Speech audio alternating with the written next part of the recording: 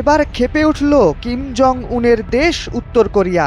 বিবৃতি দিয়ে নিজেদের অবস্থানের কথা পরিষ্কার করল ইরান ইসরায়েল যুদ্ধের সময়। শনিবার সকাল থেকে শুরু হওয়া ইরান ইসরায়েল ও আমেরিকার সংঘাতের দ্বিতীয় দিনে এসে দেশটি আমেরিকার কড়া সমালোচনা করে বলল, ইরানে হামলা এক প্রকার অবৈধ আগ্রাসন এবং এটি একটি সার্বভৌম রাষ্ট্রের বিরুদ্ধে আন্তর্জাতিক আইনের লঙ্ঘন। উত্তর কোরিয়ার রাষ্ট্রীয় সংবাদ মাধ্যম KCNA রোববার এ খবর প্রকাশ করেছে। উত্তর কোরিয়ার পররাষ্ট্র মন্ত্রণালয়ের একজন মুখপাত্রের বরাত দিয়ে বলা হয়েছে, ইরানের সাথে এই সংঘাত কোনো মতেই গ্রহণযোগ্য হতে পারে না। তিনি এই হামলাকে আন্তর্জাতিক আইনের গুরুতর লঙ্ঘন বলে অবহিত করেছেন। KCNA-র প্রতিবেদনে আরও বলা হয়েছে, যুক্তরাষ্ট্র আগ্রাসনমূলক রাজনৈতিক আচরণ করছে।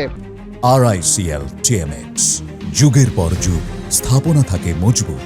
দেশটির গ্যাংস্টার সুলভ আচরণের কারণে এই হামলা উত্তর কোরিয়ার প্রত্যাশিত ছিল না। ওয়াশিংটনের পররাষ্ট্রনীতি দীর্ঘদিন ধরেই শক্তি প্রদর্শন ও একতরফা পদক্ষেপের ওপর নির্ভরশীল বলেও অভিযোগ করেছেন তিনি। উত্তর কোরিয়া জোর দিয়ে বলেছে, আন্তর্জাতিক সম্প্রদায়গুলোর উচিত এই ধরনের সামরিক আগ্রাসনের বিরুদ্ধে অবস্থান নেওয়া এবং আঞ্চলিক স্থিতিশীলতা রক্ষায় কার্যকর পদক্ষেপ গ্রহণ করা।